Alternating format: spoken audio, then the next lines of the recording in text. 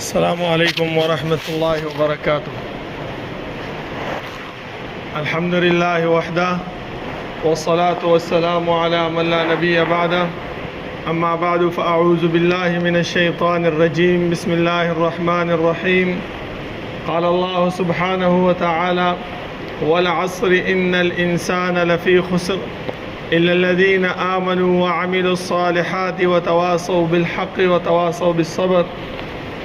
میرے محترم ساتھیوں، میں مدرسے آیا تھا تو قاری صاحب نے بولا کہ نماز کے بعد ایک دو باتیں کریں۔ اللہ رب العالمین سے دعا ہے کہ اللہ رب العالمین مجھے حق بات کرنے کی توفیق عطا فرمائے اور پھر ہم سب کو اس پر عمل کرنے کی توفیق عطا فرمائے۔ میرے محترم ساتھیوں، اللہ رب العالمین نے جو ہمیں پیدا کیا ہے تو ہمارے پیدائش کا مقصد وہ محمل اور بیکار اور عبث نہیں ہے۔ اللہ رب العالمین نے جس مقصد کے لیے اس دنیا میں ہمیں بھیجا ہے، اللہ رب العالمین نے آدم علیہ السلام سے لے کر جناب محمد الرسول اللہ صلی اللہ علیہ وسلم تک جتنے بھی انبیاء اکرام کو بھیجا، صرف اسی مقصد کے لیے کہ جاؤ اور میرے بندوں کو اس بات سے آگاہ کرو کہ آپ کو جو دنیا میں بھیجا گیا ہے وہ صرف اور صرف میرے عبادت کے لیے، دوسری کوئی کام نہیں، دوسرا کوئی مشغلہ نہیں، کوئی ڈیوٹی نہیں آپ کی اس دنیا میں۔ اس وجہ سے میرے محترم ساتھیوں، اسی عبادت کے بارے میں اللہ رب العالمین ہم سے پوچھے گا۔ ہمارے ساتھ کرامن کاتبین مقرر کیے ہیں، وہ ہمارے چھوٹے بڑے اعمال سب لکھتے ہیں۔ ہمارے منہ سے اچھے الفاظ نکلے وہ بھی لکھی جاتی ہیں، ہمارے منہ سے برے الفاظ نکلے وہ بھی لکھی جاتے ہیں، ہم اچھے اعمال کریں وہ بھی لکھے جاتے ہیں، ہم برے اعمال کریں وہ بھی لکھے جاتے ہیں۔ جیسے کہ ہمارے دنیا کا ماحول ہے کہ جب انسان ایک جرم کر لے تو اس جرم سے منکر ہو جاتا ہے کہ یار میں نے یہ کام نہیں کیا۔ اللہ رب العالمین کرامن کاتبین کو فرمائیں گے کہ اس کا عمل نامہ پیش کرو۔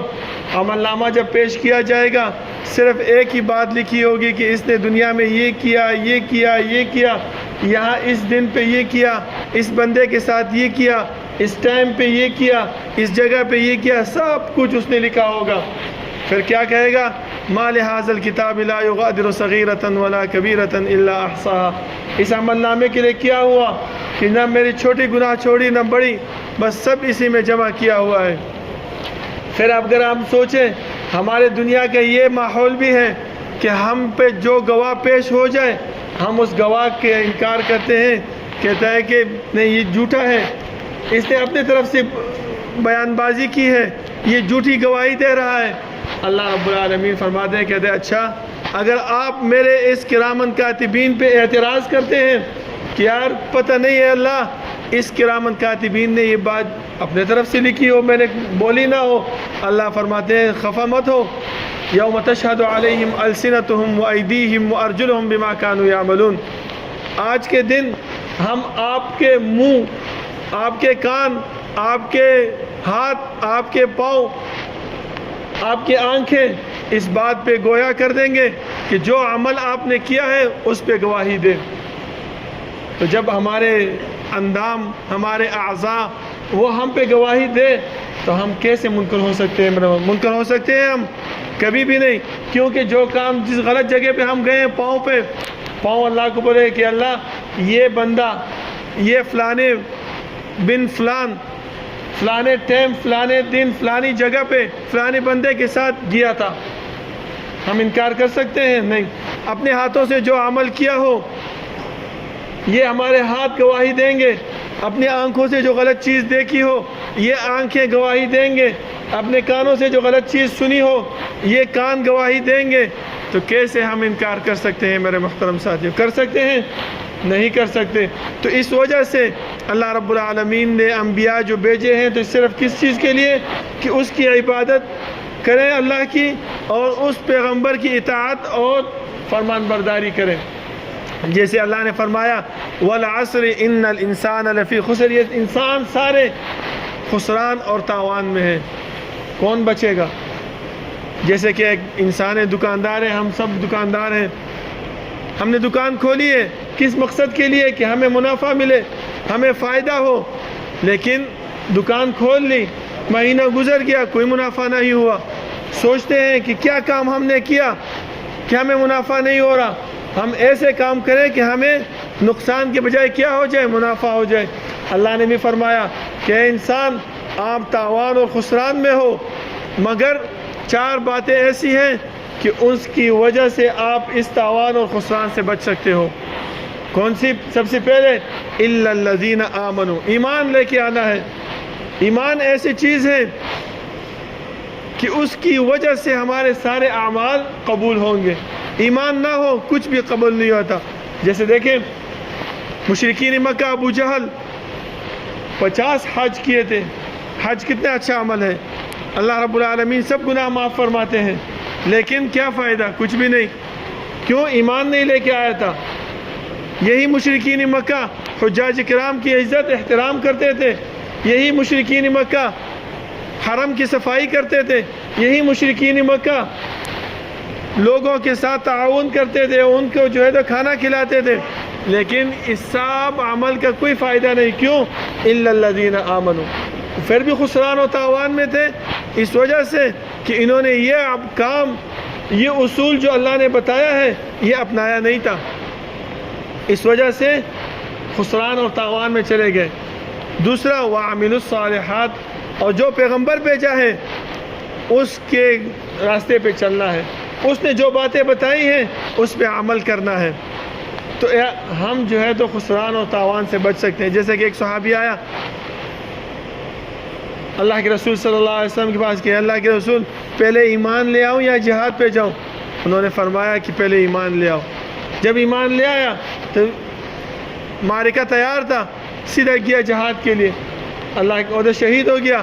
اللہ کے رسول صلی اللہ علیہ وسلم نے فرمایا عمل قلیلا واجر کثیرا، عمل تھوڑا کیا، ایمان لے کے آیا اور جہاد کیا، اور اجر کثیرا، جنت جیسی جگہ اس نے حاصل کر لی۔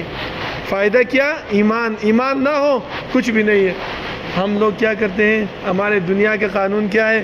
منہ پہ بولتے ہیں کہ لا الہ الا اللہ، منہ پہ بولتے ہیں کہ اللہ ہمارا رب ہے، منہ پہ بولتے ہیں کہ پیغمبر کو مانتے ہیں محمد صلی اللہ علیہ وسلم، لیکن جب ہمارے کردار، ہمارے اعمال کو دیکھا جائے وہ اس طرح ہے کہ نہ ہم اللہ کو مانتے ہیں نہ پیغمبر کو۔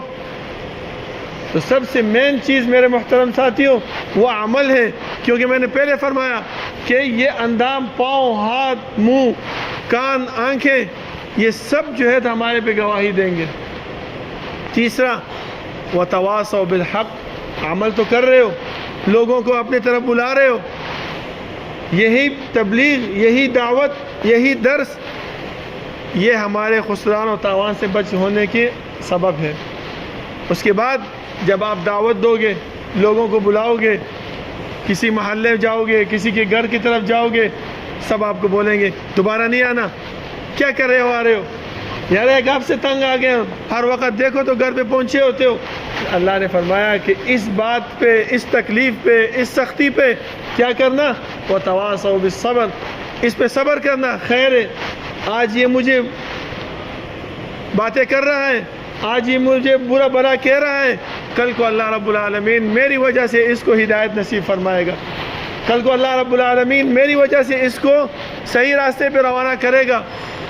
اگر ہم یہ بولیں کہ جاؤ اپنا کام کرو، میں تو آپ کے پاس آیا تھا آپ کی ہدایت کے لیے، آپ الٹا مجھے باتیں کر رہے ہو، آپ الٹا مجھے برا بھلا کہہ رہے ہو، جاؤ اپنا کام کرو، نہیں، اس پہ ہم بھی نہیں بچ سکتے، وہ بھی نہیں بچ سکتا۔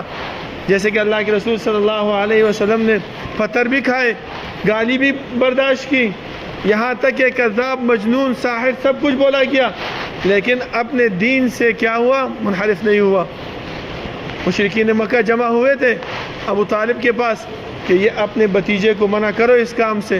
کیا فرمایا انہوں نے؟